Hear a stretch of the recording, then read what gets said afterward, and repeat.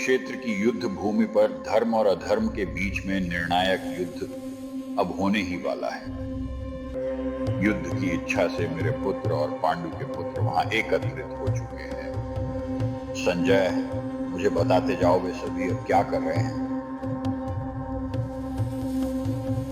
हे महाराज, पांडु पुत्रों की सेना की व्यूह रचना देखने के उपरांत महाराज दुर्योधन अपने आचार्य के पास जाकर कहने लगे, हे आचार्य, आपके तेजस्वी शिष्य द्रुपद के पुत्र द्वारा रची हुई पांडवों की इस महान सेना की व्यूह रचना तो देखिए।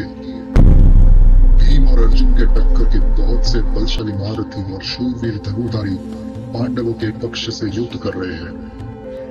पराक्रमी योद्धा जैसे युयुधान, विराट, द्रुपद आदि, और भी कई शूरवीर योद्धा जैसे दृष्टिकेतु, सेकिदान, काशीराज, पुरोजित, कुंती भोज और पराक्रमी शैब्य उनकी सेना में युद्ध की इच्छा से उपस्थित है। इनके अलावा महाबलशाली युद्धवंती, अति तेजस्वी उत्तम मौज, सुभद्रा पुत्र अभिमन्यु और द्रौपदी के 5 पुत्र भी हैं। ये सभी एक से बढ़कर एक महारथी है। किंतु हे श्रेष्ठ ब्राह्मण, मेरी सेना की व्यूह रचना को संभालने योग्य सेना नायकों के बारे में भी मैं आपको बतलाना चाहूंगा। हमारे महारथियों में सबसे पहले तो स्वयं आप हैं, पितामह भीष्म, कर्ण, कृपाचार्य, जो हमेशा युद्ध में विजयी रहे हैं। फिर अश्वत्थामा, विकर्ण, सोमदत्त पुत्र भी है, और भी कई बड़े से बड़े योद्धा और महारथी हमारी सेना में है, जो युद्ध करते समय मेरे लिए अपनी प्राणों की बलिदान देने में भी संकोच नहीं करेंगे। ये सभी अस्त्रों शस्त्रों से सुसज्जित हैं और युद्ध कला में निपुण है। पितामह भीष्म के नेतृत्व में खड़ी हमारी अपार सैन्य शक्ति के पीछे हम तो पूरी तरह से सुरक्षित हैं, लेकिन पांडवों के प्रधान सेनापति भीम के ध्वज तले जो सेना खड़ी है वो बहुत ही सीमित और असुरक्षित है। इसलिए हमारे व्यूह रचना के महत्व के स्थानों पर अपना अपना मोर्चा संभालकर आप सभी को पितामह भीष्म को पूर्ण सहयोग देना है। इसके बाद कुरु शिरोमणि महाप्रतापी पितामह भीष्म ने जोर से शंख बजाया। शंख की ध्वनि इतनी प्रचंड थी मानो कोई सिंह गर्जना कर रहा हो। इस शंखनाद को सुनकर दुर्योधन हर्षित हो उठे। इसके बाद एक साथ कई शंखनाद हुए। नगाड़े, बिगुल, गौमुख आनक आदि एक साथ बस उठे। रण क्षेत्र में इनकी ध्वनि बहुत ही प्रचंड थी।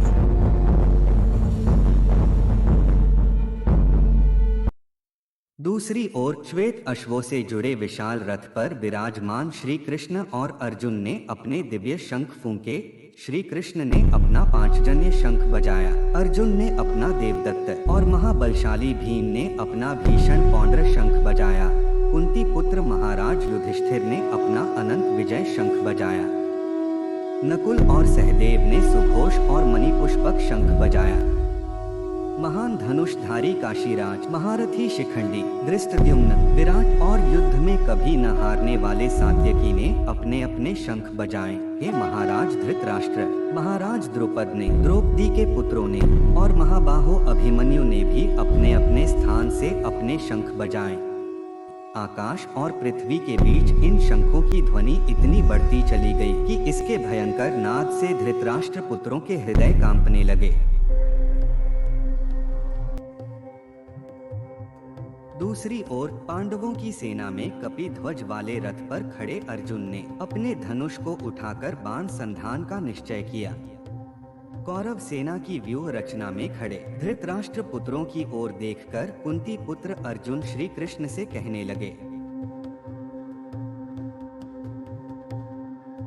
हे कृष्ण, मेरे रथ को दोनों सेना के मध्य में ले चलिए, जिससे मैं उन सभी योद्धाओं को देख सकूं जिनसे इस निर्णायक युद्ध में मुझे लोहा लेना है। मूर्ख मति वाले दुर्योधन के कपटी आकांक्षा को पूरा करने के लिए कौरव सेना में जितने भी योद्धा उपस्थित है, एक बार मुझे उन्हें देख लेने दीजिए केशव। हे भरत वंशज, अर्जुन के ऐसे कहने पर श्री कृष्ण ने रथ को दोनों सेना के बीच ला खड़ा किया। भीष्म, द्रोण और कौरव सेना के अन्य सेनापतियों की उपस्थिति में श्री कृष्ण ने कहा, इन्हें देख लो पार्थ, सभी कुरु यहाँ एकत्रित हैं।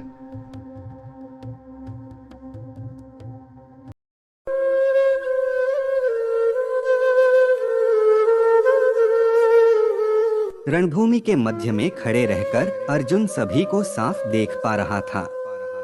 कुछ उसके पिता और दादा के समान थे, कुछ आचार्य गुरु समान। उसने अपने काका श्री को भी देखा, भाइयों को, पुत्रों को और पौत्रों को भी निहारता रहा।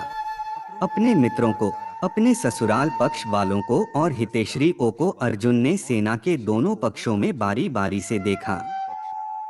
अपने ही स्नेही जनों को इस प्रकार युद्ध के लिए उपस्थित देखकर एक विशाल करुणा ने अर्जुन को घेर लिया। हृदय के ऐसे ग्लानि से व्यथित होकर बहुत ही भारी स्वर में अर्जुन श्री कृष्ण से कहने लगे, हे कृष्ण, मेरे ही मित्रों और स्नेही जनों को मेरे सामने इस प्रकार युद्ध के लिए खड़ा देखकर मेरे शरीर का अंग अंग शिथिल होता जा रहा है और मेरा गला सूखा जा रहा है।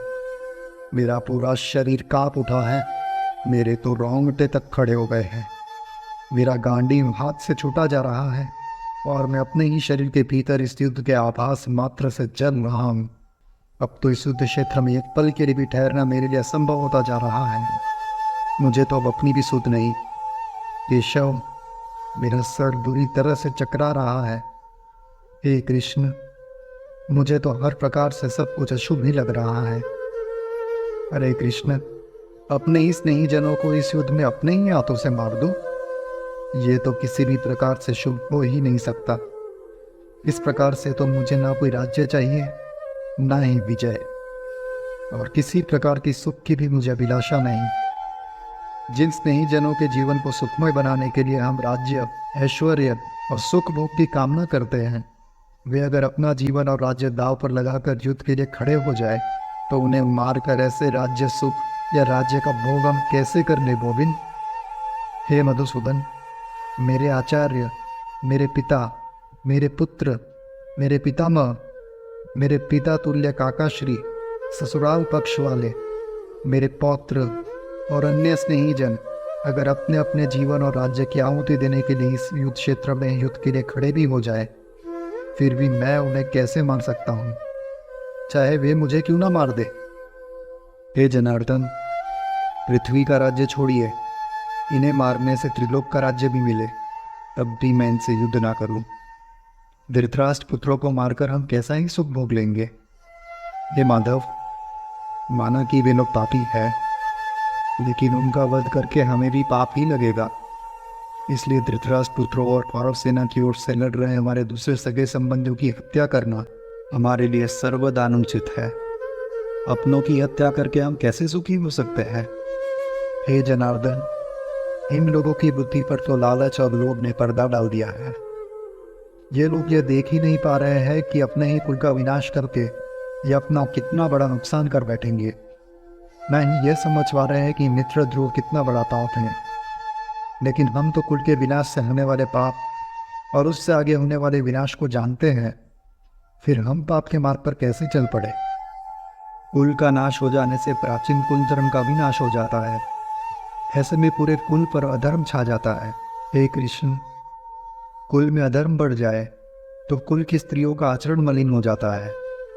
स्त्रियों के आचरण में पाप प्रवेश कर जाए तो वर्ण संकर संतान उत्पन्न होते हैं।